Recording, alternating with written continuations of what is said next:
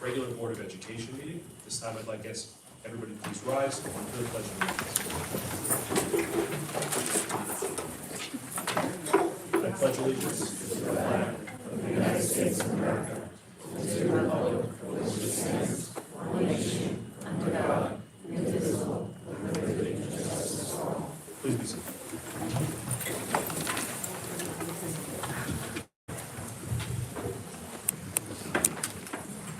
Again, I just want to welcome everybody to our March regular Board of Education meeting. At this time, I'd like to turn the microphone over to Mr. Grishman as we observe a moment of silence for Mr. Bob Simon.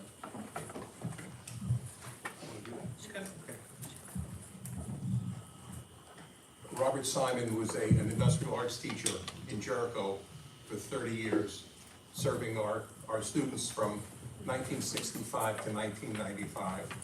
He passed away this week, and I would ask us all to spend a moment of silence in his memory.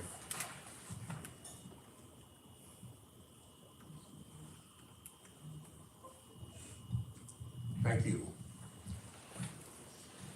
I asked Chris if I could have the microphone as we begin our meeting this evening. And I wanted to take a few minutes.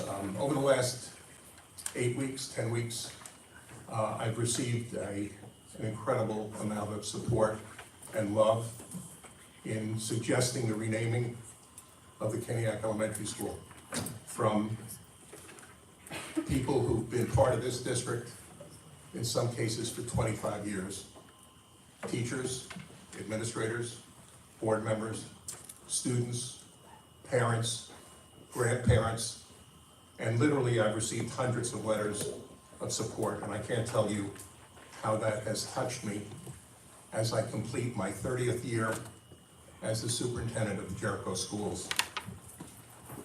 My 47th year as a superintendent in the state of New York, so the longest standing superintendent in Jericho, and the longest standing superintendent in the history of the state of New York. I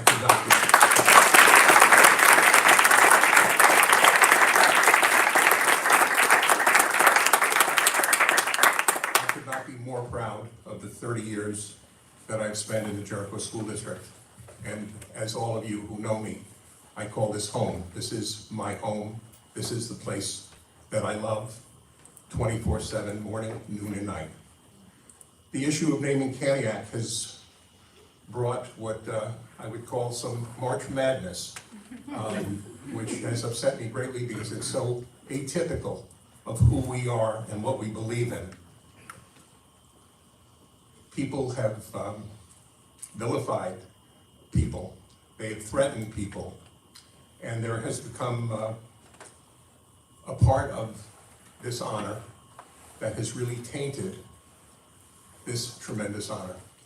So this evening, I respectfully request that our Board of Education please take off our agenda this evening the renaming of the Keniak Elementary School and not have discussion regarding the renaming of the school. And I do that for my love of the school district and my belief that that is truly in the best interest of our school district, and to also protect all of those who've stood up tall to support me over my 30 years and over the potential renaming of the Keniak Elementary School.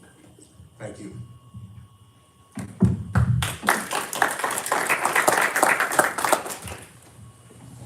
Mr. Grishman, obviously the Board of Education will respect your wishes. As a board president, as a community member, as a parent of children in this district, and most importantly, as your friend, you're an extraordinary man who has done an extraordinary job shepherding what I would say is arguably the most prolific time in the history of Jericho schools. I'm confident that most, if not all of us, are here for Jericho schools, and the work that you've done, your level of commitment and your love for this district is unwavering, and I thank you for that.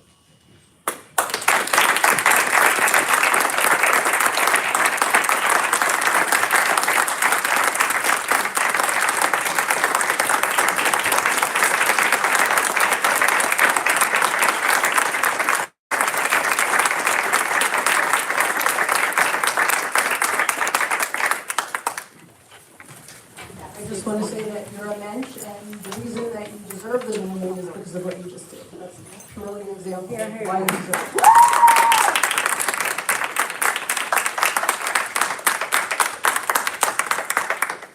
And with that, I'm sure that in some point in the not-so-distant future, this district will do something to honor the commitment and service of Mr. Grishman, and I personally would like to see that happen.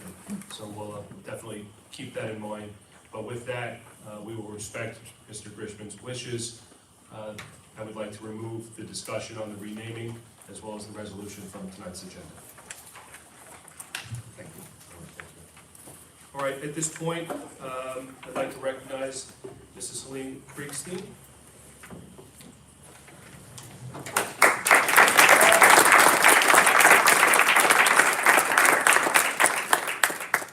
Good evening.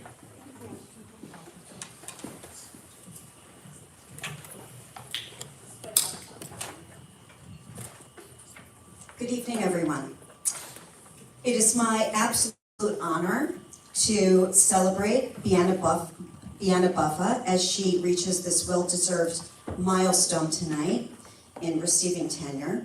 From the moment she joined our school community, teaching in both the middle school and the high school, it was clear that she possesses a remarkable work ethic, leads with kindness, and goes above and beyond for her students. Brianna is a highly collaborative member of the math department, and each year she has been here, she has brought more and more to the table. She never seeks recognition for her outstanding work. In fact, I often hear her colleagues say, Brianna created this and shared it with us. For her, it's never about who gets the credit, it's about lifting the entire department. She is the kind of teacher who never gives up on a student. No challenge is too great, no question too small.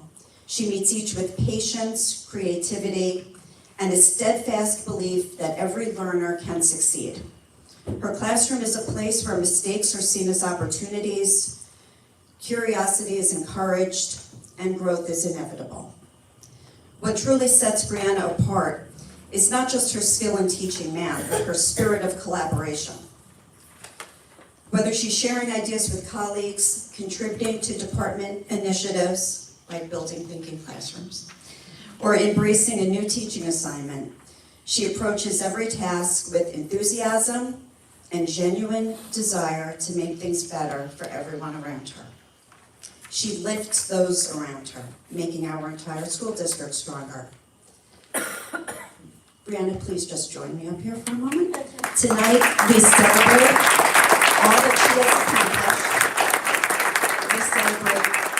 all that she has accomplished, but more exciting is the road ahead. Because if the past is any indication, the best is yet to come. Congratulations. All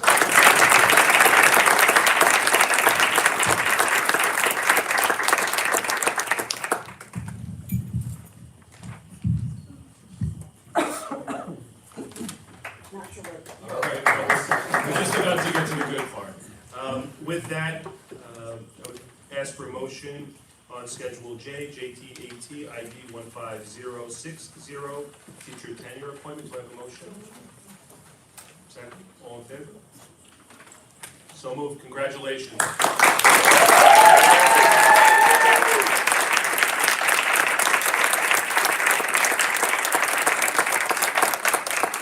All right, moving right along into recommended actions. Number one, approval of minutes. Recommended motion, be it resolved that the Board of Education make any necessary corrections and move the approval of the minutes of the regular meeting dated February 11th, 2025, the budget workshop number 3 dated March 6th, 2025, and the budget review meeting dated March 13th, 2025. Do I have a motion? Second. Discussion? All in favor? Unanimous. Thank you. All right, we're going to move into reports and discussion. I'd like to start with the students first. We'd like to start with Middle School Student Council, Angel Shaw. Welcome. Thank you.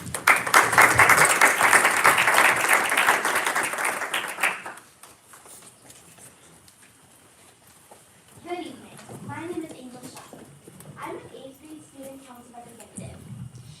pleasure to be here this evening. On Friday, February 28th, the middle school participated in a nest day. The students and staff participated in RP circles with an emphasis on the theme friendship. Restorative circles helps us to connect with each other and with our teachers as we talk about important topics.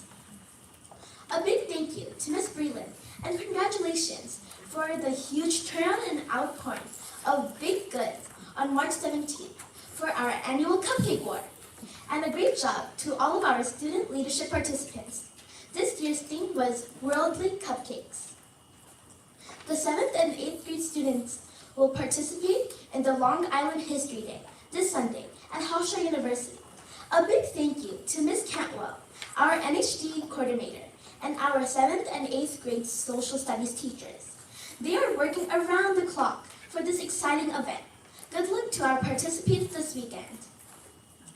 Community service classes and student council are planning an environmental awareness week in honor of Mr. Khan's retirement. Students will be collecting recyclables in our building and will cash it in for environment donation.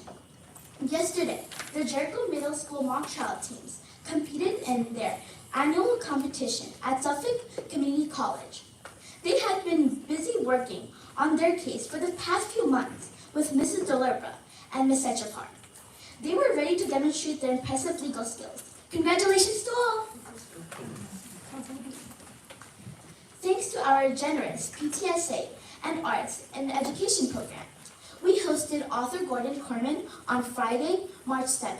Mr. Corman has written over 100 student, children, and young adult books and has sold over 30 million copies worldwide. Students were treated to special assembly where Mr. Coleman spoke about his inspiration as a writer, and we had a book signing after school where students could meet him up close. This afternoon, our school play, Jolly Roger and the Pirate Queen, was held in the Little Theater. What a wonderful performance! And we will be having an evening performance tomorrow evening. We hope you can join us. There is still time to purchase your child's yearbook on the Jericho Middle School website.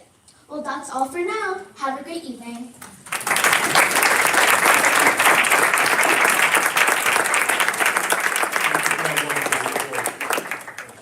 At this time, we'd like to turn it over to Caitlin Choi and Rachel Lee for the high school student council report. Thank you.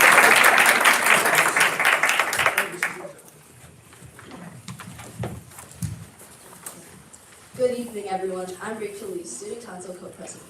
And I'm Caitlin, the other co-president. And we're excited to be here tonight to share some of the amazing things that have been happening at our school this past month. And trust us, there's been a lot, so let's dive right in before we get another email. And first up is Battle of the Classes. It was a fierce competition between the grades, but in the end, the Star Spangled Seniors took home the win. Yeah, we did. Shout out to all the class. Yeah. Shout out to all the classes for bringing the energy. We saw a display of school spirit and questionable athleticism from both the students and the teachers. But yeah, the seniors took home the win once again. And speaking of award-worthy performances, our high school musical production was a huge success. From March 6th to 8th, our talented students took the stage, and let's just say, we're all breaking free into the standing ovations every night. And another highlight was Diversity Day on March 18th. The auditorium was packed for performances celebrating cultures from around the world. It was a beautiful reminder of what makes our school community so special. And of course, this week was also Language Week, where students got to embrace different languages and cultures. And now let's talk sports. Spring sports are officially here, which means it's time for athletes to get back on the fields, track, and courts. And speaking of firsts, Jericho now has its first ever flag football team. First home game is next Wednesday. And before we fully move into spring sports, let's take a moment to celebrate how winter sports wrapped up with a bang. Our boys swimming team absolutely dominated at states. Tristan Yang is now all-state for diving, Matt Zhao is all-state for 100 breast, and our medley relay team is also all-state. Oh, and no big deal, they also set 3 school records on March 7th. And not to be outdone, track and field also crushed it at states too. Jacob Lee earned all-state honors in the weight throw, And Rachel Lee, she sounds cool, was also named All-Federation in the race walk on March 8th. And the excitement doesn't stop there. The unified basketball season tips off on April 1st.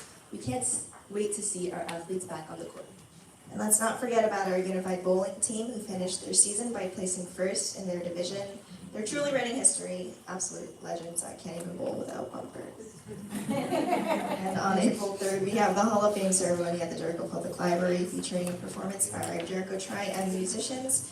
Also with the help of Tri-M, Jericho held Piano Nismo last week on March 14th to 15th. Now for all the academic overachievers, the end of quarter 3 is coming up on April 4th. So if you're forgetting about those assignments, now's the time. And one more academic achievement, on March 28th, our students will be heading to Hofstra for the Long Island Math Fair.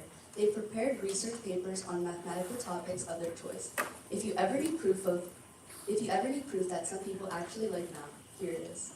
So to sum it up, school spirit is at an all-time high. Our athletes are breaking records, our performers are shining on stage, and quarter 3 is almost over. Thank you for your time, and we can't wait to see What the next month brings.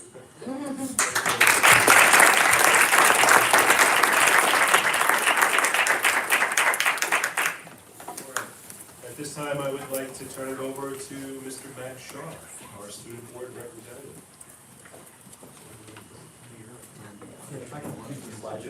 Sure? Okay. Yeah.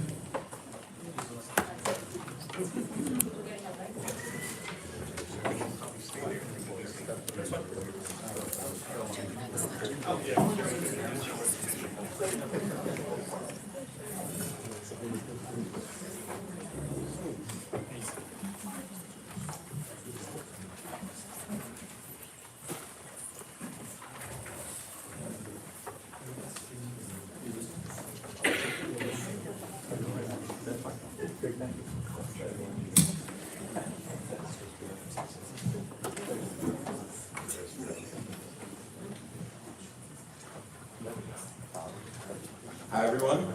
Thank you so much. Thank you to the board for giving me the opportunity to present. I am Max Sharf, the high school student board of education representative, and today I'm going to be discussing school spirit at Jericho, particularly in the context of a survey that I sent out to high schoolers. So just as a quick overview of what this survey was to cover, the survey was designed to gauge how Jericho students feel about school spirit and culture at Jericho High School. The survey covers sentiment on overall school spirit, individual involvement, and specific contributors to school spirit. The survey was sent out to all high school students via Canvas, and we received a total of 244 responses, which is about 20% of the high school. The survey is entirely anonymous, and all questions were optional, and I provided a link there for the survey. This will be able, the data from the survey, and this will be able to be accessed, I believe, once we send out the slides in the board summary. All right, so quickly, initially to get an idea of the participants, as you can see, those are the grades. There's a bit of a discrepancy with a lot of 10th graders. Thank you to the health teacher, Ms. Schmidt, for really promoting this form to the sophomores.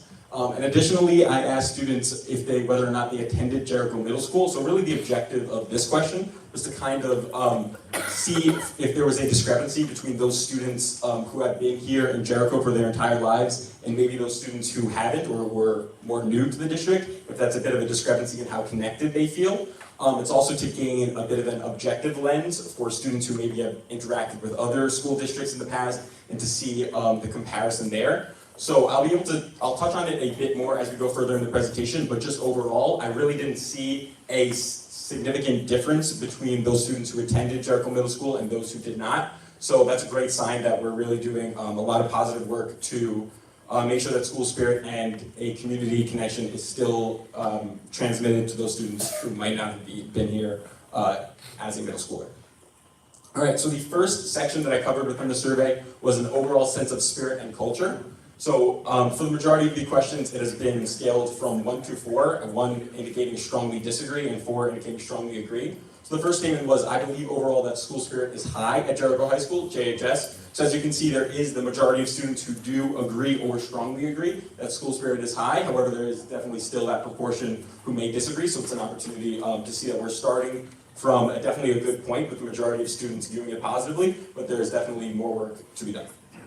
So the next question was, I believe that overall school spirit has increased since I came to JHS, and this is a similar proportion of students who agree with the statement, showing that we have been doing a lot of work. We're really trying to increase the initiatives that we have year over year, the events, the opportunities, and seeing that students have felt an increase is definitely very valuable. The next question was, there are one or more clubs in JHS to which I feel like I truly belong. As you can see here, there's also, again, the majority of the students do agree or strongly agree with this statement, and I think this is really great. We've been trying to implement, I know there were more clubs that have been proposed this year, and then also something that I think is really a driving factor of this is the club fair. So we've offered the club fair for the past few years for particularly incoming freshmen during freshman orientation, but this year specifically, we included it during the school day, during a wellness day in fall, and I think it was a really great opportunity for students to find more clubs, really see the opportunities we have out there in Jericho, and it really shows that there is that great involvement.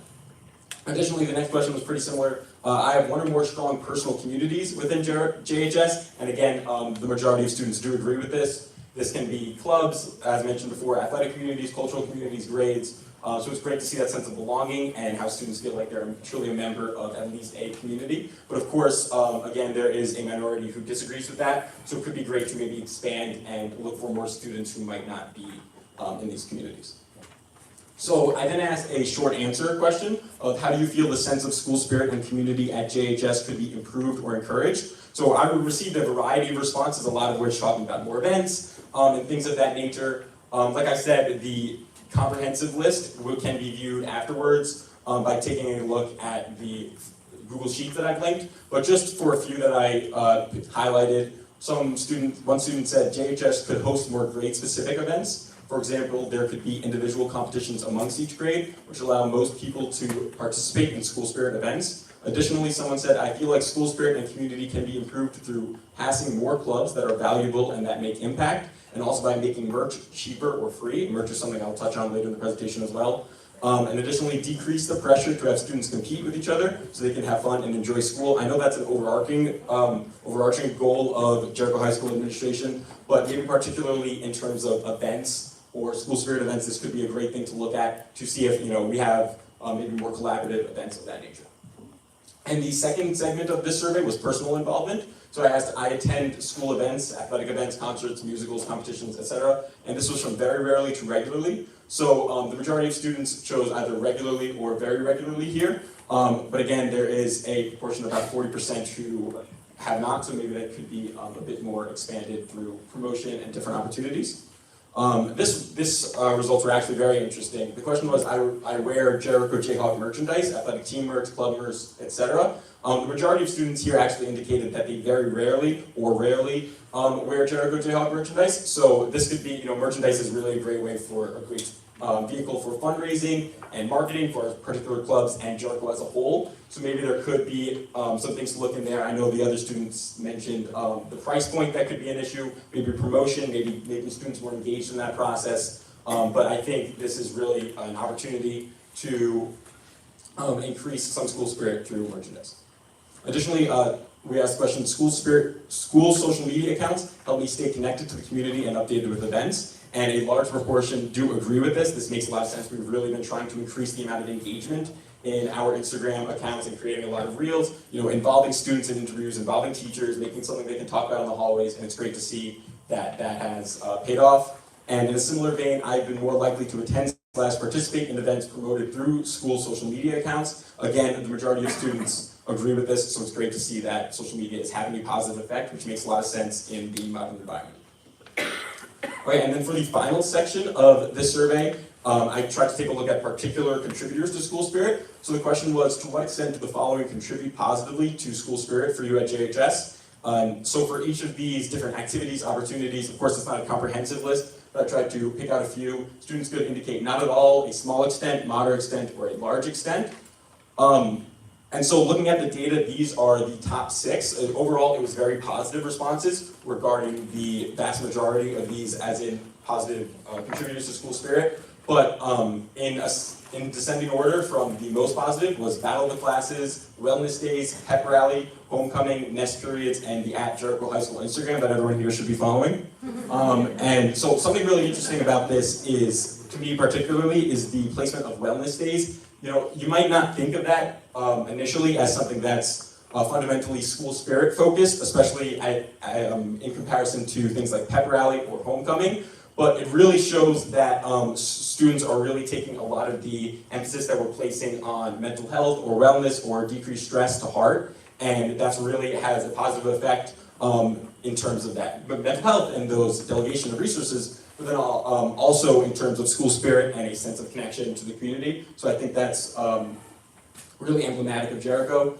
And then something else worth of note here is the students who indicated that they did not attend JMS, Jericho Middle School, also indicated a significantly larger score for the wellness days, which shows that those have been successful likely in facilitating those communities and making new students feel even more welcome.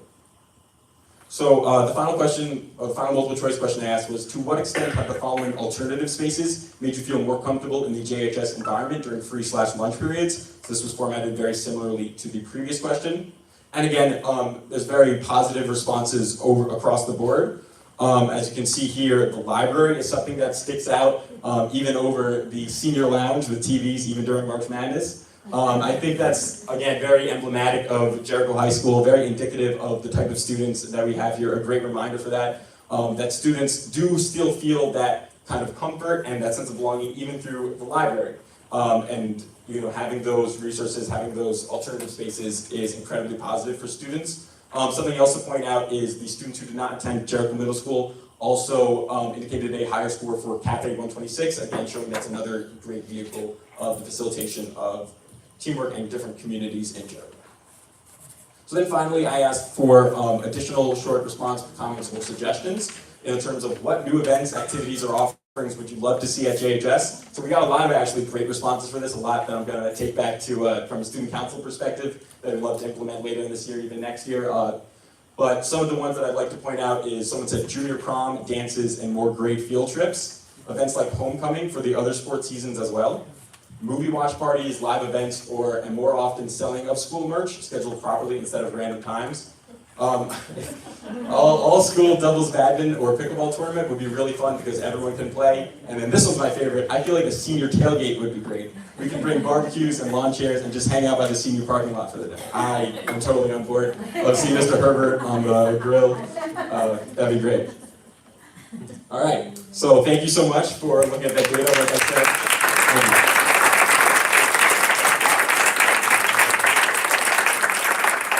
Like I said earlier, if anyone wants to take a look at the specifics themselves, I linked that spreadsheet that will be sent out. The averages will be displayed on separate sheets, and then you can also see each individual responses, which could be useful for the short responses. But then we also have prepared a video. Thank you so much to Caitlin Choi and Rachel Lee, my co-presidents, in helping edit and film this. So let's hear from the students directly. Thank you.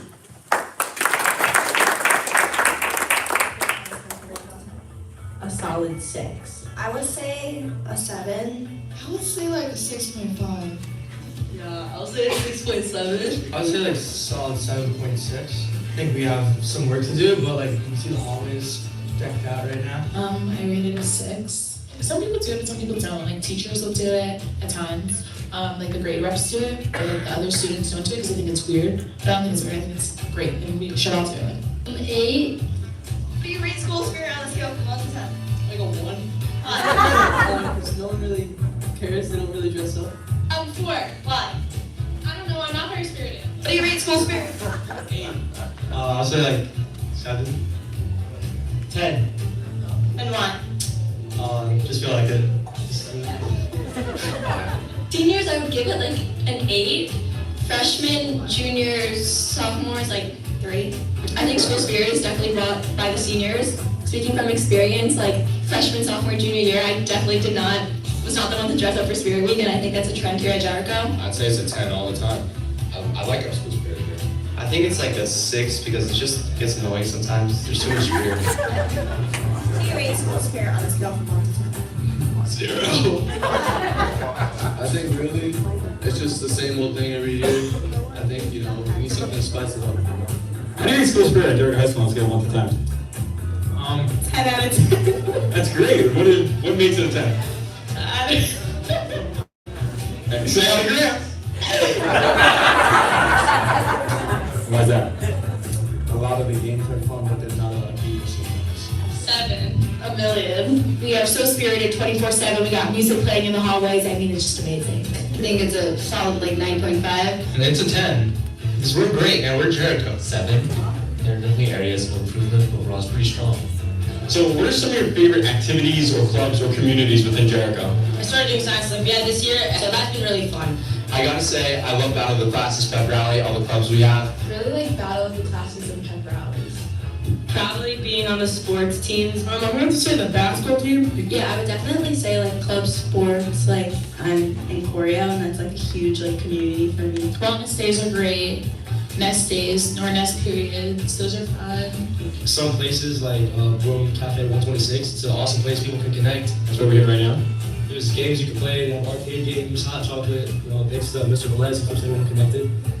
Another thing is the teachers are very, very nice, and so are the students. Everyone is very sociable, and it's really easy to talk to people. What would you change? It's more just like adding, like just more like everyone wearing Jericho clothes. What are some additional things that maybe you've seen at other schools that you would love to see in the Jericho community in order to promote that sense of school spirit and Jericho pride? In middle school, we had these things called team days, a team bonding experience where you're going to do activities, incorporating like mini activities throughout the year, accompanying the one large battle of the classes could be really fun. I definitely have to say junior prom. I also say junior prom. It had to be a junior prom for me. Just some days every now and then where all the students and teachers in the school kind of come together, play games together, and just have fun. Our spirit days are a little lackluster, but other than that, maybe we could just be more spirited, encourage more dressing up costumes and stuff. Well, maybe more like school-wide events, like things that bring kids together. Maybe then we do like grade spirit weeks. An event? Okay, I think big hide and seek tag.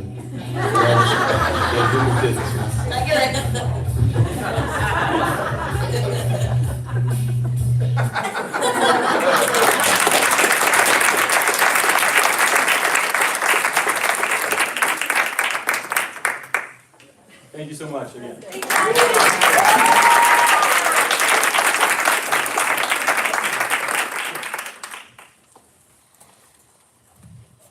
First off, great job and excellent delivery as usual.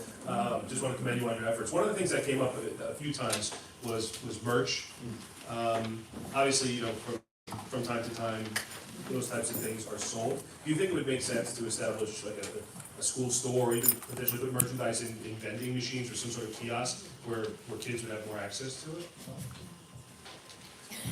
Yeah, that's honestly, that's definitely something to look into. I was actually discussing that with Dr. Finley earlier when we were taking a look at that, the data there, but I think some sort of school store or just some sort of, I guess, an additional marketing through that so students are more aware of it and it's more, I guess, promoted on a daily school level could definitely be a positive, but I think it also should be, because I don't think there's any shortage of merch, in terms of offerings, clubs and athletics, so it might be, there are definitely things to look into regarding just why students might not be wearing it as much or purchasing, or maybe if they are purchasing but not wearing. But a school store could definitely be a good idea, and I know that's been successful in a lot of other schools. Great job. Is there any other question? All right, thank you.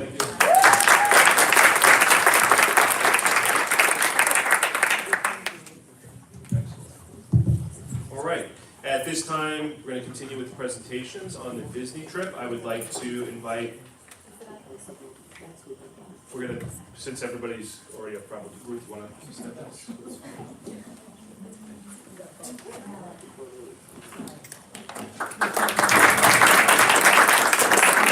I want to say what a great job Max did. We got to show him our school spirit right now. Let's give him a round of applause.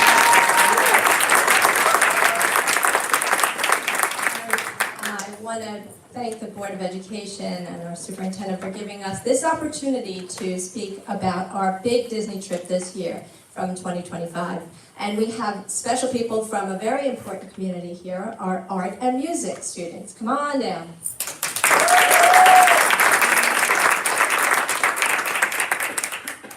and let them introduce themselves. But we also want you to see our beautiful Mickey trophies over there that we have on display for you to see tonight.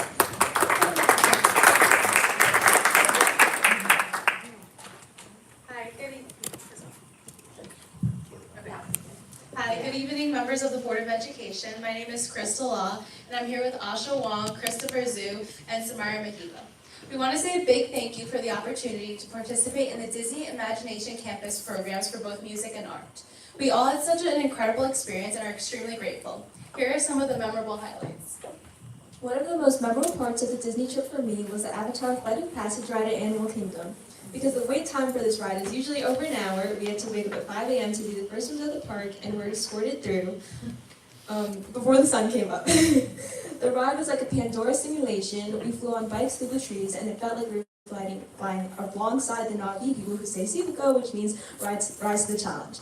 After the ride, my friends and I could not stop talking about how magical and surreal the entire experience felt, and how the early wake up was totally worth it.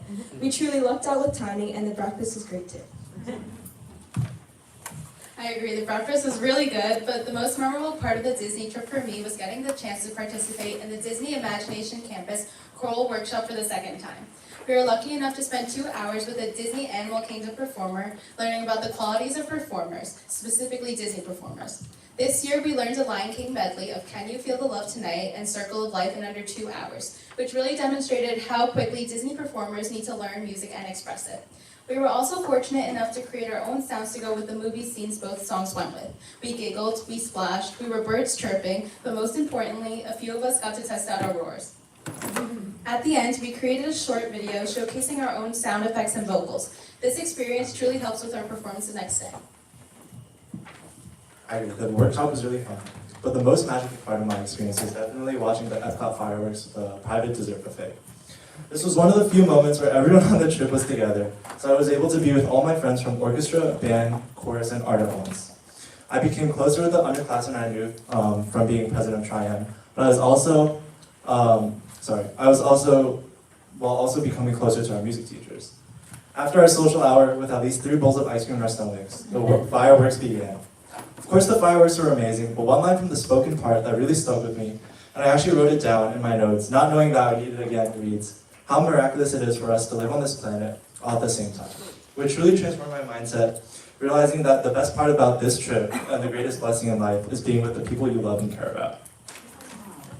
Alright, maybe it was more than 3 bowls of ice cream, Chris, but as someone who's been on numerous school-funded trips, from flying to LA for the International Science and Engineering Fair and traveling to Albany to play jazz music for some Congress members, I can confidently say that this Disney trip has been the highlight of my high school career. I remember at Fantasia, the final event of the trip. I remember sitting amongst a sea of my classmates under the Florida night sky, and the collective breath we all took in as the first fireworks lit up the arena in a dazzling display. I remember thinking that this trip is something that every kid in the arts program should look forward to in their high school path. The amount of care and dedication put into making sure that every individual had an amazing experience is something that I deeply appreciate. Again, we just want to thank all of our teachers and chaperones for making this trip so unforgettable, for caring for us, and for caring for all of us. Performing on the Disney stage was an honor, knowing that we represented Jericho High School with pride. Going to Disney World during our senior year was a gift that we'll treasure forever, and we'll pack up the magical memories up and take them with us wherever they go. Just not with the packing lists and matching shirts. Speaking of traveling, from the luggage drop-off to the bus ride back to Jericho and all the days between, I felt very at peace traveling with my fellow peers and chaperones, which is extremely comforting and special. I usually only travel with family, but on this trip, we became each other's family by making new friends and taking good care of each other.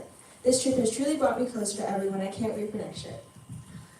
Thank you from the bottom of our hearts and to the top of Expedition Everest. I hope you enjoy your Disney pins.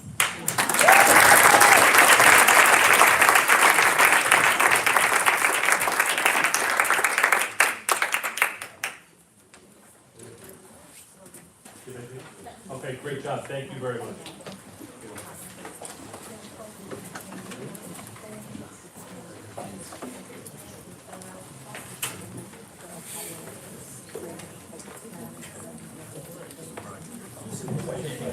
At this point, I'd like to turn it over to Aileen Hinkle for the PTA council. Councilman Ward. Good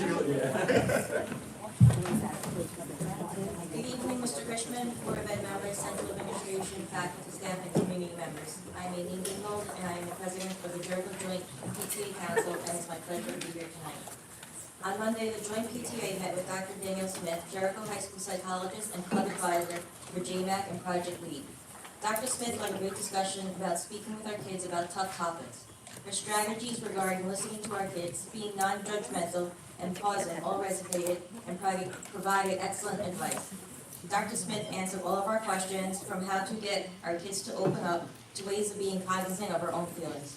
She offered great resources to further our knowledge, such as the Child Mind Institute.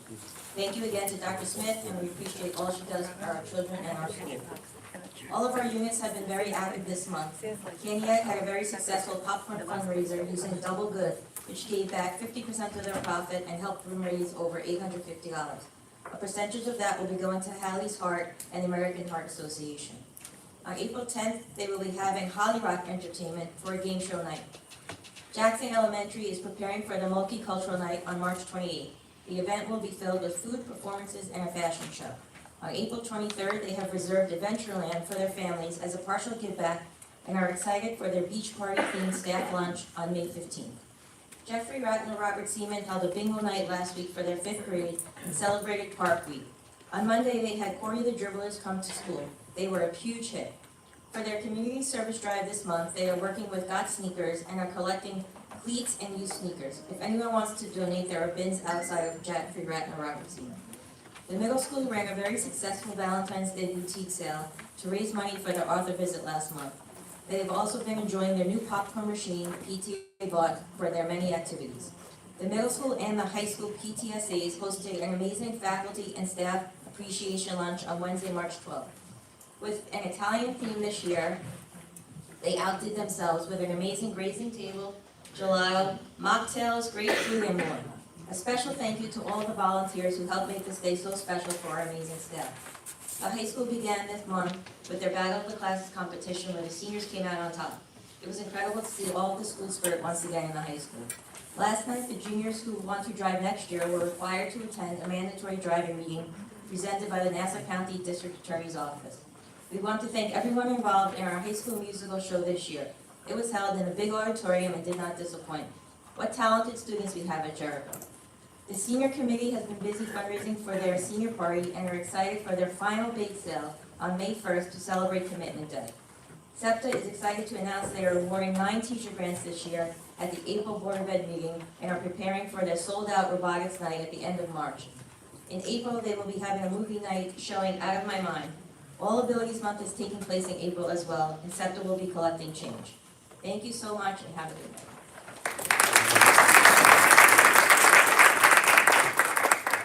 With that, I would like to turn the table over to Mr. Grishman with his superintendent's report. Thank you, Chris. Our enrollment as of March the 14th was 3,321 students. Again, I love hearing of all the student recognitions that are highlighted by our middle school and high school student council reports. Again, as we work toward the spring, there are more and more recognitions of the incredible accomplishments of our middle school and high school students. Again, just fills us up with pride seeing all that our students are involved in and all the accolades that they receive. One of the things that I do want to point out is, as many of you know, this is the first year that we moved our musical to the auditorium, and it was an incredible success. My wife and I came on Saturday night to see the musical and walked into the auditorium and was amazed that literally the auditorium was full.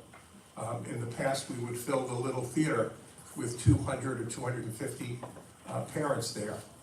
Walked into the auditorium and there must have been 800 or 850 people in the auditorium on Saturday night.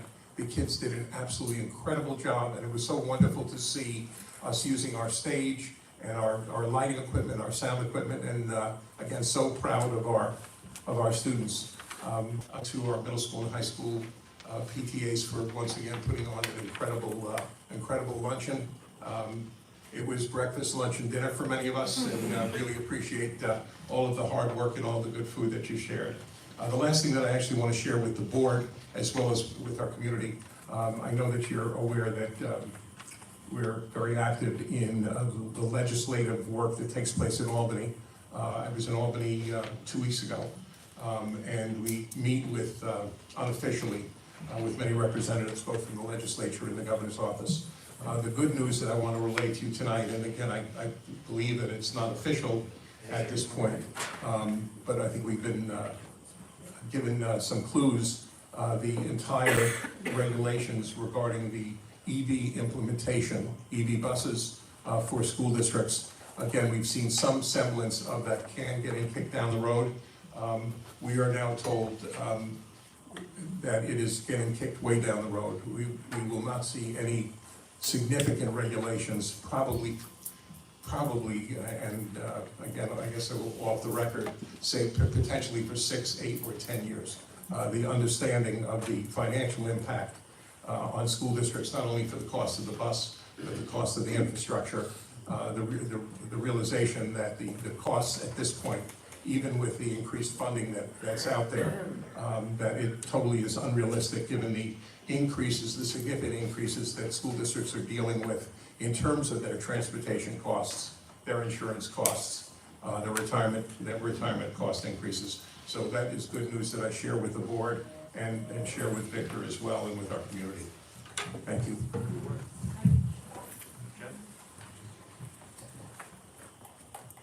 Hi, I just had a question regarding the enrollment report. It shows a 24 decrease over budget estimate. Approximately how much does each pupil cost us, like general education? Approximately. Victor, yeah. Sorry, Victor. Approximate cost per kid, 40? In Jericho? Yeah. Yeah, like 30. So 40,000, so. 38, 40. So that's like around $950,000 that we're under budget because we have less enrollment? Yeah, no. Oh. No? So can you explain? Yeah, I think that we don't budget per kid. But classes and Our extra enrollment has teachers. actually increased by 10% over the last 10 years overall. But every year we look at sections Yes. at the elementary level and 6th grade, which is easy. You take the number of students, you divide it by 23, and you come up with the number of sections. And at the secondary level, at the high school especially, we have to wait for the scheduling. We just had some meetings this week, looking at some of the new courses that were offered and the participation, and we've been making decisions based on that.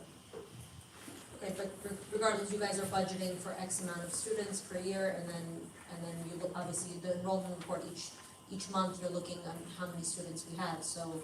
100%, yeah. For the following year, Yeah. to look at the number of FTEs will potentially be, and we budget for contingencies because you don't know what happens during the summer. Okay. Most districts in the area, enrollment has fallen over the last 10 years. And I think that's been a topic of debate at the state level, that districts are receiving more aid than they did, and their enrollment has decreased over the last 10 years. We're in the opposite situation. Any other questions, Jen? No. Thank you. All right, at this point, we're going to move into opportunity for the public to be heard. Please note, if you would like to make a comment or ask a question, please tell us your name and affiliation if you are representing a specific group. If you would like your statement to be included in our board minutes, you must hand in a written copy of your remarks to our district clerk, Victor Manuel, immediately before speaking. As always, public discussion on matters relating to staff and students in which their reputation, privacy, or right to due process, or those of others could in some way be violated, is prohibited. Before we get into the opportunity for public to be heard, I do expect that we have a number of emails related to the renaming of Kaniak School. Since that is no longer on the agenda, Steve, what's the best way to go about that? Obviously, they will be reflected in the board minutes. I don't personally see a compelling reason to read all of them. That's board's discretion. Is it our, I mean, if we're taking comments and people have sent them in, don't we have to take everybody's comment? We've taken them. You're taking them. it's whether you're reading them out in full. That's board's Or just prerogative. documenting them in the You minutes. would obviously document, this letter came in from person A about subject Y. Okay? And you're telling us legally that? And in the that we minutes, do it? in the minutes, it would go that way as well. It's not, you're not ignoring it. The letters did come in, you're reflecting that. And are they are available part- for reading? Sure, if they want to be inspected, they're there. But they're inspected on our website, or they're just inspected in person? Board get copies of all, anything that comes to the board gets copies of. No, I understand that, but I'm saying, It's reflected in the minutes, once it goes to Mr. Manuel. no, but when you say reflective, it says statement from so-and-so. It doesn't say what the statement says.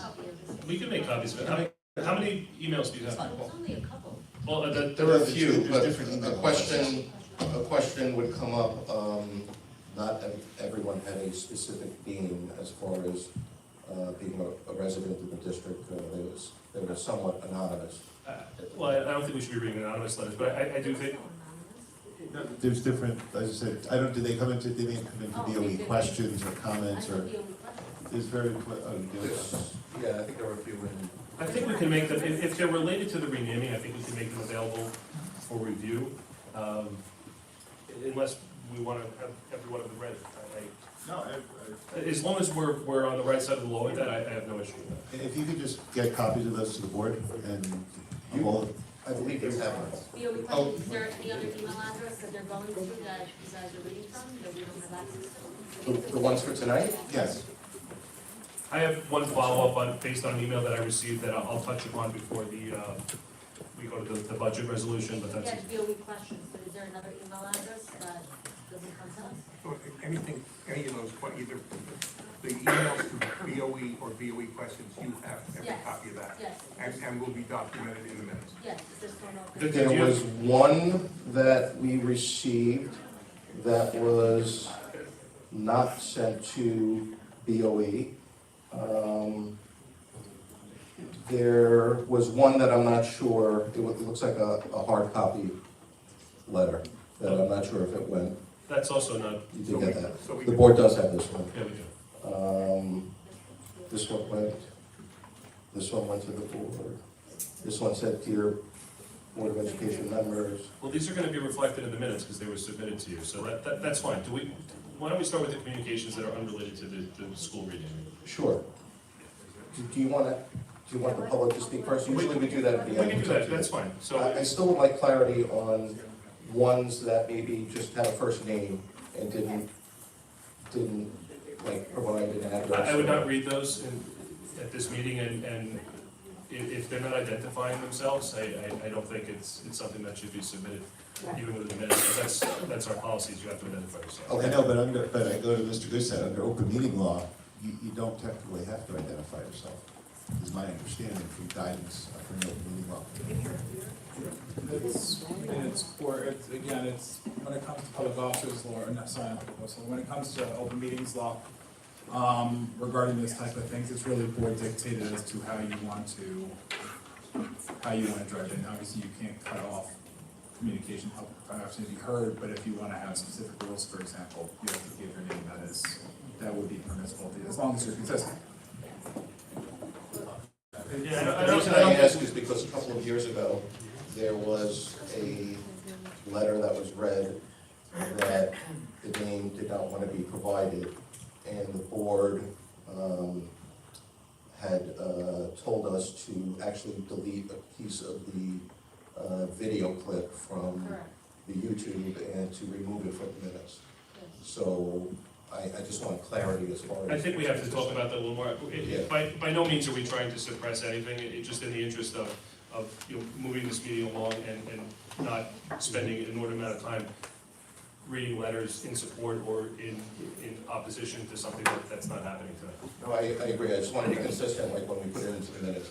Okay, Thank you. fair enough. That being said, individuals who'd like to come up and speak, please do so at this time.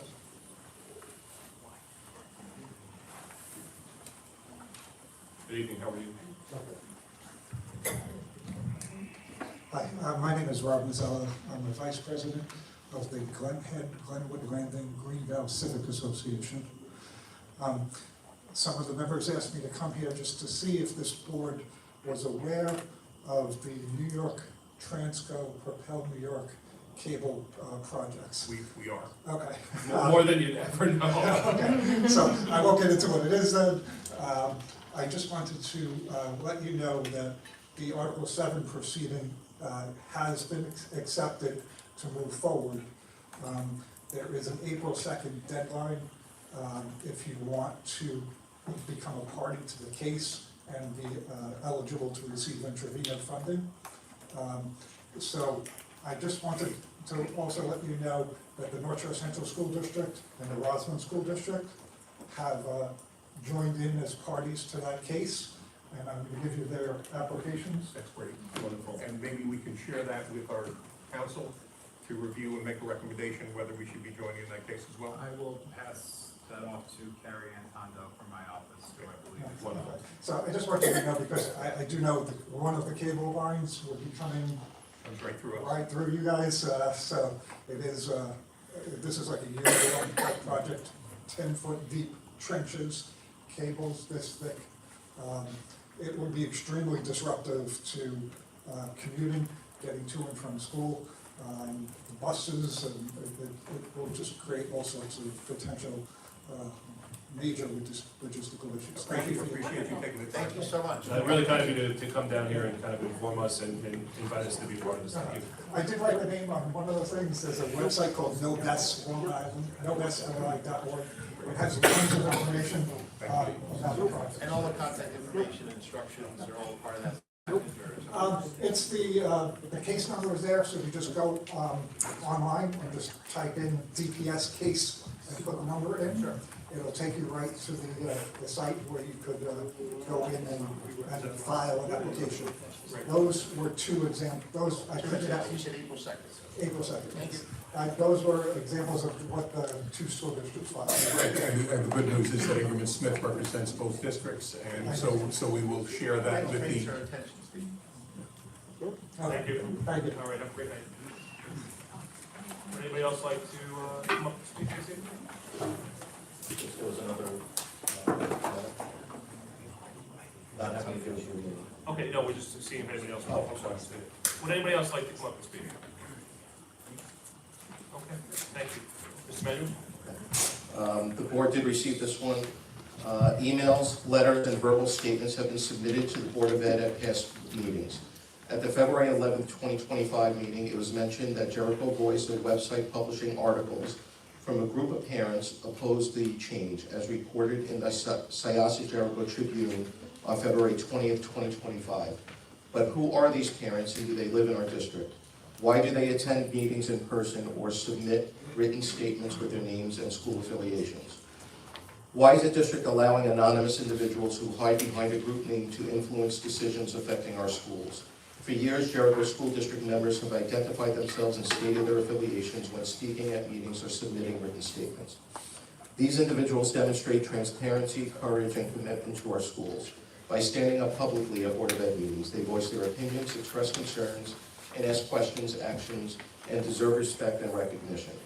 However, in the past 4 to 5 years, various individuals and groups using different names have sent letters, emails, and petitions, written articles for local newspapers, or contacted news outlets.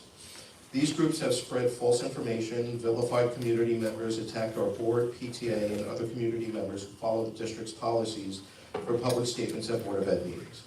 These groups and individuals refuse to abide by the same standards, choosing anonymity to avoid transparency and accountability. Speaking at Board of Ed meetings or submitting a signed statement reflects character, honesty, integrity, and respect for fellow school district members. The district verifies student residency every few years to ensure eligibility for a Jericho education. If verification is required for students, why shouldn't the same standard apply to those who submit statements, petitions, or other correspondence to the Board of Education? When the Board of Ed seeks public input, it should come only from verified Jericho residents/taxpayers, current or former community members, alumni, current students, and those who work in our schools. The policy discussed and voted on at Board of Ed meetings directly impacts students, teachers, administrative staff, faculty, and taxpaying families. I urge the Board of Education to implement the following policy immediately. 1. Petitions, emails, letters, public comments at meetings, and any other correspondence to the Board of Education should be limited to Jericho taxpayers, current or former community members, alumni, current students, and district employees. Only input from verified individuals should be considered. 2, individuals who refuse to provide their full name or verify their affiliation with the district should not be allowed to have submitted statements read at Jericho Board of Ed meetings, speak at Board of Ed meetings, and all anonymous correspondence, emails, letters, and petitions should not be acknowledged by the Board of Education. Allowing anonymous, unverified groups or individuals to have their opinions considered by the Board of Education undermines transparency and is disrespectful to the taxpayers, residents, and students of this district. The Board of Education has consistently encouraged community engagement. That right is reserved for the verified residents of the district, those who have a genuine stake in shaping the present and future of the Jericho School District. Signed, Gina Levy. That's all I have. I mean, if you're gonna, are you gonna respond to that, or? I wasn't gonna respond now, I was just gonna let the. Oh, I just think I think there's 2 parts to that that are just incorrect. One, I don't believe, as we were just talking about, we've allowed anonymous statements to be made, and so I think to say that we did that in the past 2 months is a false claim. I'm not familiar with any anonymous statements that we read into the record or that we read from at any meeting. So. You just said there's names with just the first name that you haven't verified or know who they are. Well, that's a separate issue. I thought the email said, if I remember when I read the email, it said that the board was reading anonymous emails, which has never, to the best of my knowledge, has not been done in the last 2 months. I think at the last meeting, Dr. Foresto made a reference to a website, but in no way, shape, or form did he read any emails from them. So that was the first thing.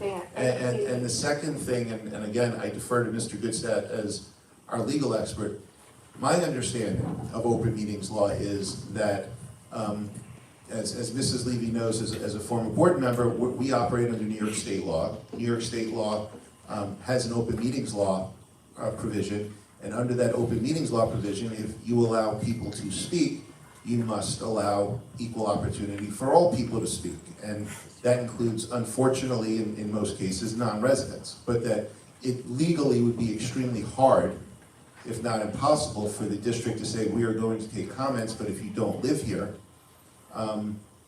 you can't speak. So that there's contradictory language between the Committee of Government and the Commissioner of Education. So the Committee of Government, which has no authority, which does not interpret laws, they don't make laws, they don't rule decisions, they don't make decisions, and they don't have any authority. They say what you just said. You allow one, you allow all.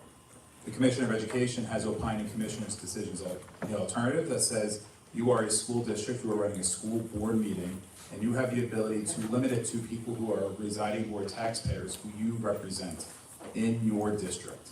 And you can restrict speaking to just those groups of people because. And some districts. But we've never done that. But tonight was a perfect example. We got some very important information from this gentleman who, based on his affiliation, I'm assuming, is not a resident of the Jericho School District. So again, all I'm saying is what the law is. And so there's a lot of school districts that have policies that do restrict to certain groups this board considered and then rejected a couple of years ago a policy that would have done that. That was discussed. I believe Mr. Checkle made a comment in public about the draconianness of what that policy would have looked like. But there are some districts that open it up to civic groups. There are some districts. It is not just as you live here, you can speak. That's not how it works. No, but if we let this gentleman speak, and I'm very happy that he spoke because he gave us information we did not have we now obligated ourselves to allowing someone who wants to speak it, who doesn't live in the district, to get up now and speak because we've allowed this gentleman to speak?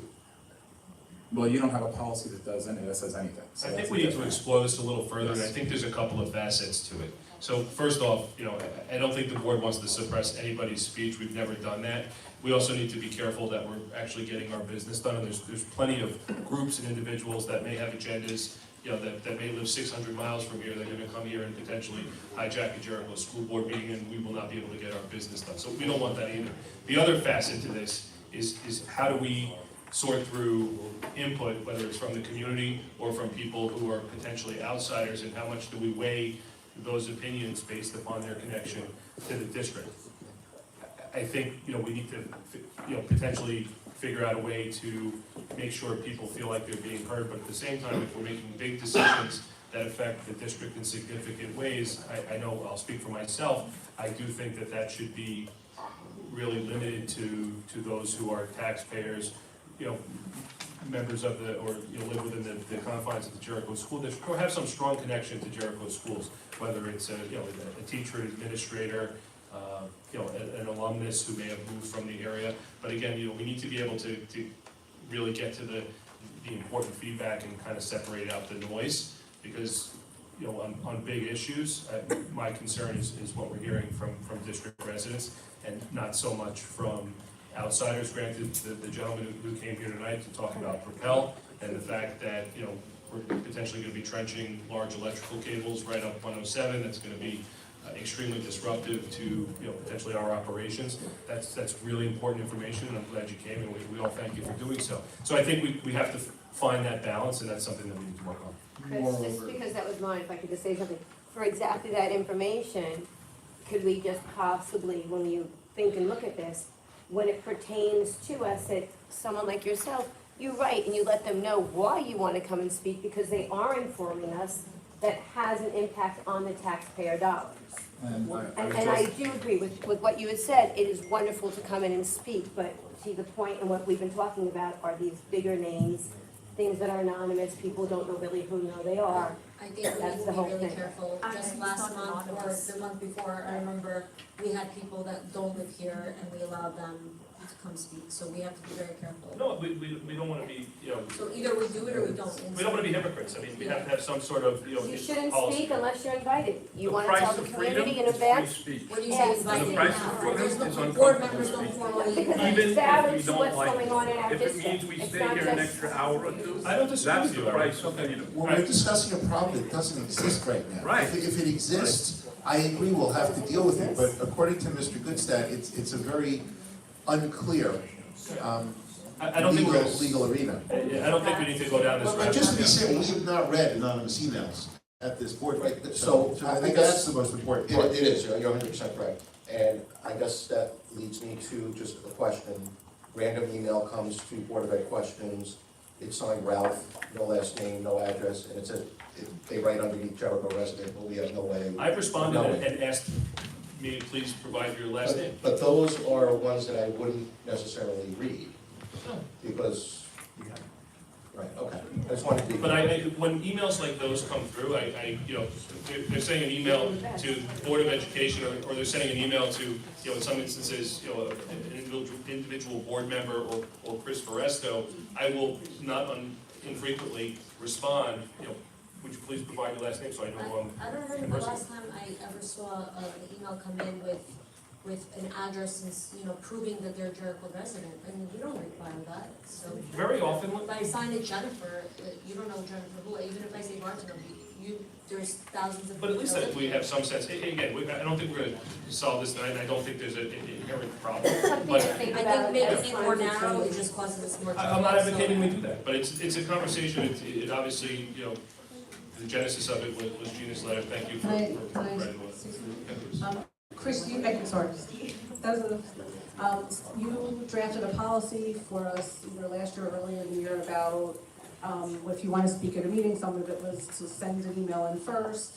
So maybe we could recirculate that policy and just look at it and see if it's something that, you know, we could live with, or something that could work, or if it's something we could use as a starting point. We discussed that, and I think it was pretty unilaterally or unanimously rejected as being completely over the top from the standpoint of being exactly contrary to what people love to talk about, the Jericho way of allowing people to speak and have the ability to contribute. Like I said, we do have instances, we probably had 2 or 3 instances in the last few years where there are people who, you know, a lot of people show up, and maybe people who don't necessarily live right within this district.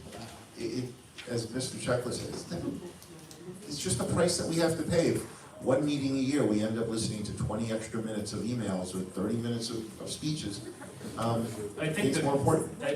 to your point, Sam, I don't disagree. I think you also need to draw a line in the sand with respect to disruptors. And, nationally, some of these school board meetings have turned into circuses where you have, disruptive individuals who serve no legitimate purpose, who are bringing nothing to a meeting, that are just looking to turn it upside down on its head. So thank God that's not happening, but, if that was to occur, that would potentially, then we'd have to look at it a little differently.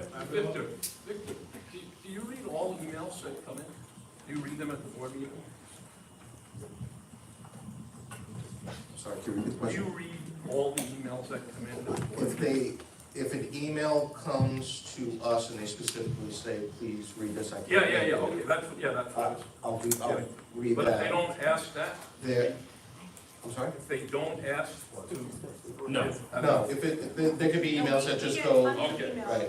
We receive emails every day, we, Personal about people's. respond to the ones that need a response, but again, not everything. For the people at home, just so you didn't hear that, if you have an email that you want to be read and you send it to the board, you must put on there, please read this publicly at the meeting. If you just send the email, it will not be read publicly, though the board will receive it and of course read it. Yep, I mean, Jericho, I would have to say, is unique with the reading of the emails. I go to many board meetings. This is the only district that actually reads emails out loud.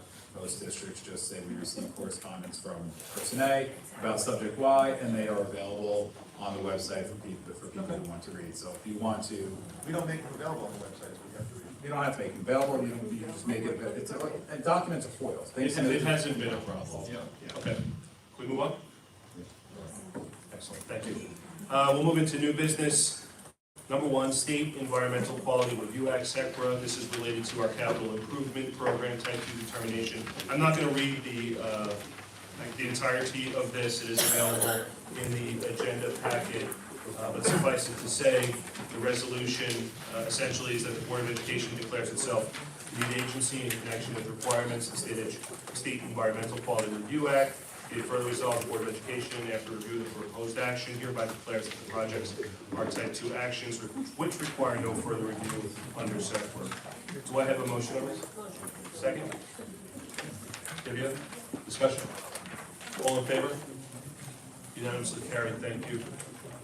Number 2, recommended motion be it resolved that the Board of Education hereby authorizes the following proposition be included on the ballot at its annual meeting on May 20th, 2025 as follows. Proposition number 2, shall the Board of Education be authorized to expend a sum not to exceed $6,111,869 from the Capital Reserve Fund established on May 17th, 2022 for the purpose of completing capital improvements as follows. District-wide roof repairs replacement, district-wide window replacement, structural repairs at Williams Elementary School, district-wide ceiling and lighting upgrades, gymnasium floor replacement at Kaniak, district-wide chimney and masonry reconstruction, district-wide asphalt and paving upgrades, district-wide security upgrades, district-wide exterior door upgrades, all of the above to include all labor, materials, equipment, apparatus, and incidental costs associated therewith.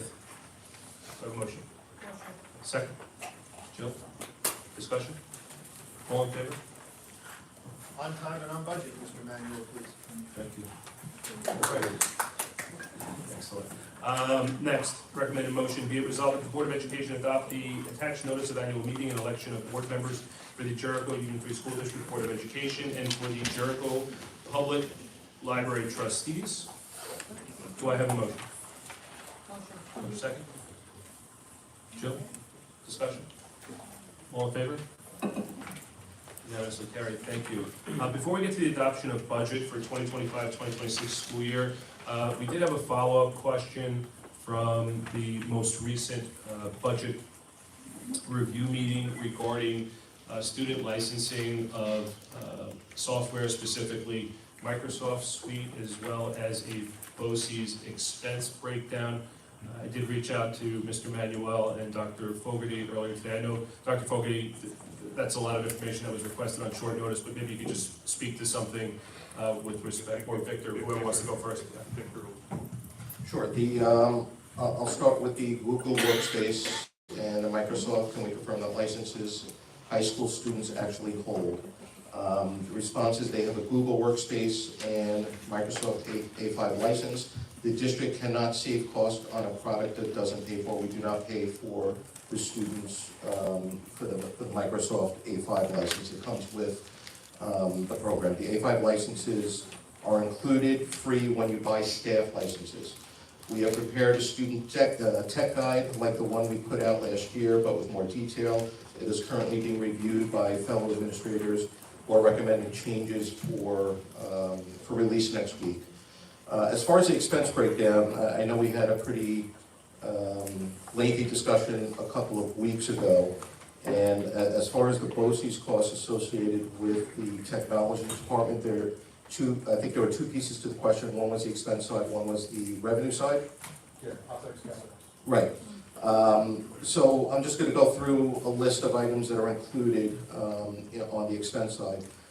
Power School, DPSS, NASTech, E-Rate, the Microsoft Consortium, printer toner, our data internet and voice, which goes through Bowtie, is included in that. ClassLink, Nearpod, Canvas, method test prep, electronic databases for the library, Discovery Education for the library, Optimum ISP, Zoom, Follett, Scholastic, Google Chrome licensing, SysCloud, NWEA, Microsoft Azure Commit, Soundtrap, Quaver Ed, Chat to Schools, Parent Square, Turnitin, Explore Learning, Advanced Engineering Services, and also our hardware is purchased through there, whether it's Chromebooks, laptops, desktops, etc. On the flip side, on the revenue side, I mentioned during the budget presentation that state BOCES aid is received the year following the expenditure. So obviously we don't know what the aid is going to be next year for what we spend this year, so I took a look back at last year's. So for technology in total, we spent this is the 23-24 school year, we spent $1,516,756, of which $187,823 is not an aidable expense, leaving an aidable expenditure net of $1,328,932. Our aid ratio in that category is 53.5%. And our net aid that we're receiving this year for last year's expenditures is $710,979, which represents 47% net aid on the total cost. Sure. Yeah, please, sir. Sorry. Does it need to be on there? It should go, I think it is on. Okay, so regarding the breakdown, you named Parent Square, Power School, Canvas, I think a few other software things, but I remember in the budget, I think those were separate line items, and I forgot the total number, but the BOCES line item seemed to have like a lumped up amount. Is there a way to The total amount was $1,550,000. Yeah, but I don't think like Parent Square was on that. I think that was a separate line item, because that was like 20,000 or something. There was an actual figure for that, whereas the 1.4 or whatever that number is seems to bundle all these other things. And my question is, can we get a No, the Parent Square was part of the BOCES.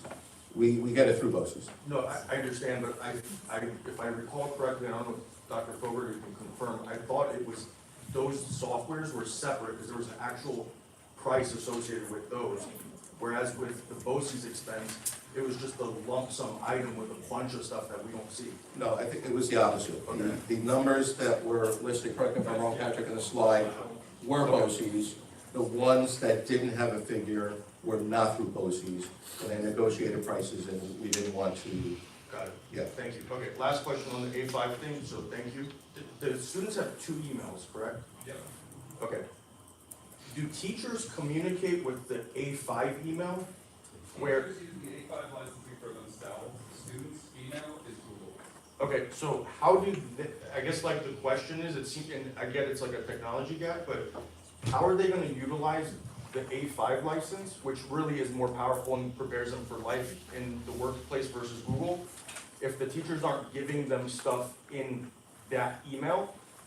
Is the expectation that they're pivoting from Google assignments over to Microsoft Office Suite? We're merging the domains this summer. Thank you. That's it. So I appreciate it. Thank you. Thank you. All right. I appreciate the clarification, Mr. Randolph. Thank you, Dr. Fogarty. We'll move back to number 4, which is a big one tonight. Adoption of the budget for the 2025-2026 school year. I left my reading glasses at home, so I just have to move this back a little bit. Recommended motion be it resolved that the Board of Education adopt a proposed budget of $143,870,018 for the 2025-26 school year, and be it further resolved that the voting machines appropriately reflect that amount. Do we have a motion? Jen, second? Joe, discussion?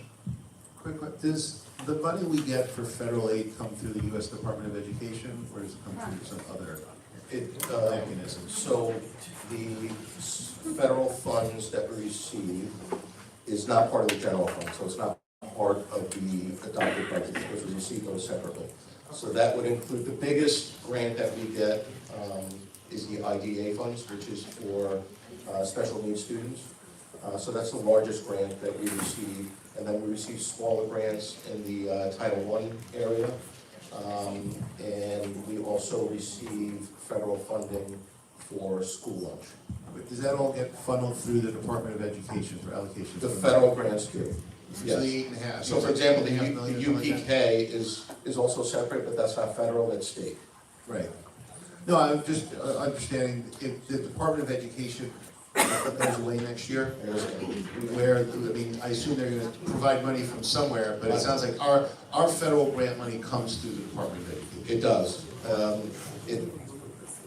Yes, it does. It funnels through the New York State Education Department. Right, but it's under federal programs It is. that are run by the Correct. Department of Education. Thank you. And all in favor? Unanimously carried, thank you. Big weight off your shoulders. Great job with the budget. Thank you.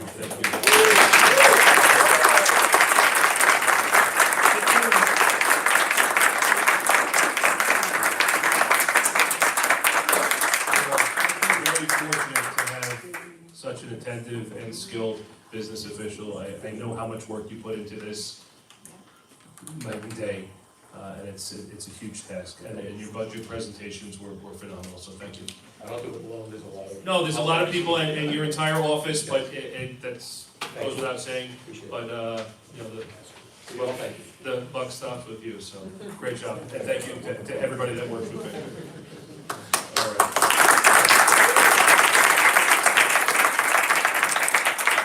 All right, moving along, Jericho Public Library Budget 2025-26. Recommended motion be it resolved that the Board of Education authorize the 2025-2026 Jericho Public Library proposed budget in the amount of $5,885,993, and the amount to be raised by taxes for the 2025-26 to be $5,592,054 as approved by the Board of Trustees on March 10th, 2025, and be it further resolved that the voting machines appropriately reflect these amounts. Do I have a motion? Jen, second? Divya, discussion? Can I just add the word, library before Board of Trustees? Is it just? By the Jericho Public Library Board of Trustees? Yes, because it's not, we didn't. We did not do that, correct. Okay, with that modification, all in favor? Unanimously carried, thank you. All right, the intermunicipal agreements. Yeah, I'd like to bundle these. The 2025-26 intermunicipal agreement for the Franklin Square Union Free School District, the Heritage Union Free School District, and the Fort Washington Union Free School District. Be it resolved, the Board of Education approve the attached 2025-2026 intermunicipal agreement to offer maintenance and repair services in the Jericho Transportation Facility to the above named districts. Do we have a motion? Second? Jill, discussion? All in favor? Unanimously carried, thank you.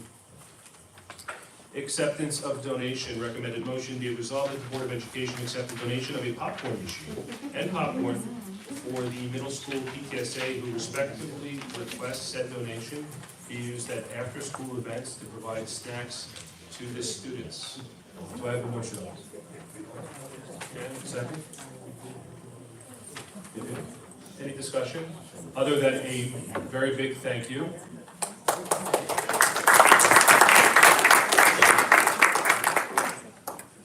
I'm sure the kids are gonna love it. All in favor? Jill, did you? Unanimously carried. Thank you again for the generosity, very kind.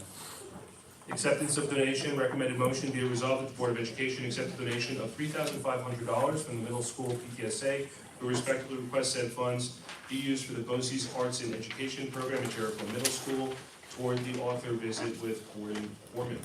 Do I have a motion? Okay, second? Joe? Discussion, other than a very big thank you yet again. Thank you.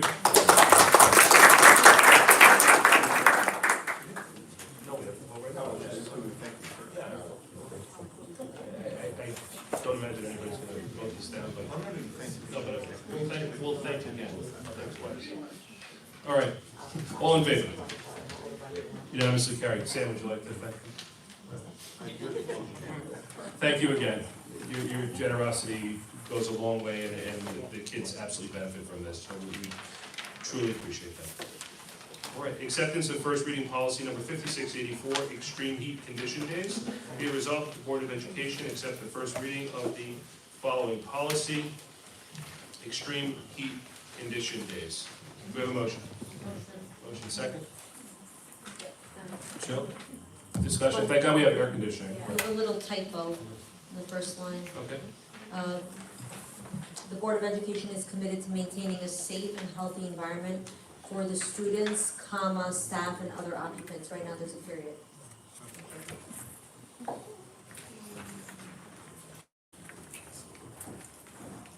Do we have a, I'm sorry? Sure. It says less than 82 degrees in one spot and then less than 88 in another. What, could you just explain why not the same? That's the state. It's the state requirements. There's two different levels. You have to start the planning when it's gonna be about 82 degrees inside the building, or outside the building, and then if inside the building. Again, this is something that you guys will never have to worry about because you have air conditioning, it's mandated in this policy in effect. But there's two different levels. That's why. All right, thank you for the clarification. What temperature does our air conditioning keep buildings at during the summer? Or during the hot months of the school year? I have them set at 70 degrees with a 68 to 68% humidity. Oh, they're cold. That's why our electric bills are so bad. And to encourage our dress code. All right, thank you. All right, all in favor on the extreme heat policy? All right, unanimously carried, thank you. 13, we're gonna skip, the board has not decided on nominees for BOCES Board of Education. Are we tabling? We can table that, yes. We have a motion to table that? Second? I'm up to date. What's the due date? I think we're gonna miss the due date. I think we're gonna miss it also. All right. 23rd. It's fine. Discussion? All in favor? All right, so carried, thank you. Federal single audit report, June 30th, 2024, recommended motion that the Board of Education acknowledges, well, then we won't work. Do we know the deadline for sure? Recommended motion that the Board of Education acknowledges receipt of the federal single audit report of school district's external auditor, Cullen Danowski, LLP, for the year ending June 30th, 2024. Do we have a motion? Jen, second. Divya, discussion? Does this get done every year, or this is the biannual thing? Every year, yeah. The federal funds audit is, the due date is 6 months later than the regular general fund audit. All in favor? Unanimously carried, thank you. All right, we're gonna move into approval of schedules. Schedules A 15040 to U 15085. Is that the end of it, or double check? Wasn't there, does that include 376?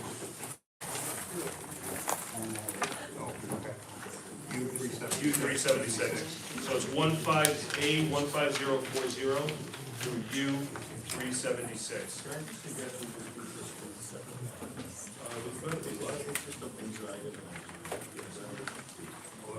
Which number is that? It is E2927. Yeah, I got it, okay. All right, Pull it out for a separate vote. so A15040 through U376, with exception of E15095, which is the first student 2025-2030 RFP. Okay? And then we'll do that separately. Do I have a motion on the above with the exception of the first student? Second? Divya, discussion? I have one question. Oh, you're going first, okay. Affordable care activity station, I just wanted, is that something we do every year, because I just don't Yes. remember it somewhere? Yes, we do it every year. I thought so. And it's the same contract? Yeah. Oh, formerly Seneca. It's the same, it was taken over. Is that it, Joe? Yep. Jen? Yeah, I'm just looking at 15084, which is scheduled tuition consultant services. I'm sorry, what's it? 15084, schedule O, Tuition consultant tuition services, consultant services. Regarding, I was just kind of looking at some of these, for, just as an example, question, we have Eileen Solomon, IEE for one student, term 24-25, neuropsych eval $6,000, neuropsych and autism assessment $7,000. So is this just what this person is charging for that one student? That's right, yes. I'm sorry. So There was a question with respect to some of the, a neuropsych eval, $6,000 IE for one student. Yeah, so that's the maximum that we would pay if a parent requested an independent educational That's evaluation. that's the maximum. Yeah. But isn't there a standard price usually? I mean, So they fluctuate, the neuropsychologists have been raising the prices Of course. collectively, so that's. 100%, but the average I've of- never heard of it's excessive. Unfortunately, that's the going rate. That's the going rate? how long is that assessment take? I imagine it's variable, but typically? 2 or 3 days. 2 or 3 days, okay. No, I know it's extensive, I just, And then I've the never report heard of it writing that and expensive. then, and then the neuropsychologist also reviews it with the parent, so. no, and there's a report generated, obviously, no, okay. Very good. So have we looked to find just less expensive We people? can't pick that. That, on an IEE, it's parent's choice. Right, but can't we say we're we're maxing out at $4,000 or $5,000? So we raised it actually on the special ed plan for the 2 years that we just did. It had previously been 4,500, but Yeah. it's just not covering enough. It wasn't covering It's it. a very, very expensive Wow. issue. Okay, that's fine. Okay, thank you. Great, thank you. Anything else on the schedule with the exception of first student? All in favor? Divya? Okay, unanimously carried on the schedule. Now we're gonna jump to the first student. That's gonna be E15095, E2927, first student 2025-2030 RFP. For those who aren't aware, first student is the contractor that provides bus service for our students. And that contract is up for renewal. Do we have a motion on this? Motion second. Divya? Discussion? All right. Anything else? No, I mean, This is a big one. Victor, you want to just give a little synopsis, I'll give please? a synopsis of it. So, First Student has been our transportation contractor for, I believe, over 30 years. The last few years, they wanted to put us out to bid. As I explained, surrounding districts were being put out to bid over the last 5 years at 20 to 30% increases in one shot. We did an RFP, and our goal was to try to smooth it out without busting the budget in any singular year. We recognized that we were below market compared to other districts as far as the price was concerned. And I think I've been discussing it with the board and publicly for the last year or so that we're coming to an RFP and we need to move forward, and it's going to be expensive. That was one of the bigger challenges I was concerned about at the beginning of the school year. At the end of the day, we were able to smooth it out to a little over 8% per year for each of the 5 years. 8.2, 8.5, 8.3, somewhere in that area for each of the 5 years. And again, the goal was to not get hit with 30% in any one year, which would have been very difficult to overcome. As far as service, the service has been phenomenal, especially post-COVID, when we were hearing other districts had significant driver shortages. And we read articles day after day with busing not being available for significant amounts of time. We were fortunate, again, our long-term relationship with the contractor, where we definitely had some bumps in the road, no pun intended, but for the most part, we weathered very well during that, and at this point, we're fully staffed, and things are running pretty smoothly, very smoothly, I might add, and thanks to Castell for his leadership this year. He's done an absolutely fantastic job. It's definitely not an easy job there, especially when you get into September, October. A lot of the issues, a lot of the buses are for students, and he's the first person that speaks with them and makes sure if a bus is late, it doesn't happen on a consistent basis, and we fix it right away, and we provide smooth transportation. At the end of the day, it's expensive, but it's the best option, I felt, for the way forward for the district. We budgeted an appropriate amount for next year, and we'll see similar increases for the next 4 years until we get to year 5. But again, it was the best way to do it without affecting a singular budget in any one particular year. And Victor, I'll say thank you again to you and everybody in your office for getting this done. Obviously, Castell and your staff and the transportation department. This is a big ticket item in our budget, but it is without question extremely important, and most importantly, I know I speak for the board when we want to make sure that our kids have safe and reliable transportation, and that's exactly what's provided for in this contract. So thank you again. Thank you. Hey, Victor, All right, and sorry, are there any contingencies in there? Like, if, let's say the price of gasoline went up $1 a gallon, like the. We're responsible for gasoline. Oh, so it's, okay. So we would be responsible for fluctuations in the gas price. It's not a wet contract, so we're paying for the gas, and currently it's like that as well. Right. So yeah, we'd be responsible for that. Again, I'm confident that the service we're currently receiving, again, we have a 30-year relationship the district does with this contractor, and I'm confident we'll continue to have smooth transportation services for the students. And I think what's also important to note, as Victor says, we have a 30-year relationship. We have a 30-year relationship with the same regional manager. The same regional manager we have dealt with for 30 years has been our consistent go-to person who has bent over backwards to ensure that Castell gets the support that he needs. And again, he's been a good friend to us literally for 30 years. Yeah. Is he retiring or is he staying? No, he's staying, he's gonna do 40. He's gonna have a bus named after him as a matter of fact.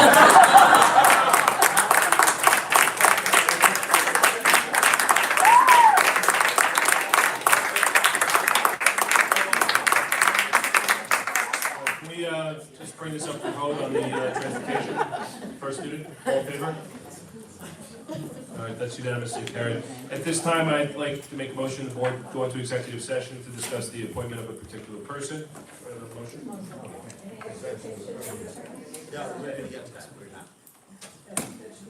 Yeah, no, I was gonna close with that. We will return to close out the meeting, but we will not be reconvening in regular public session. All in favor of going to executive session?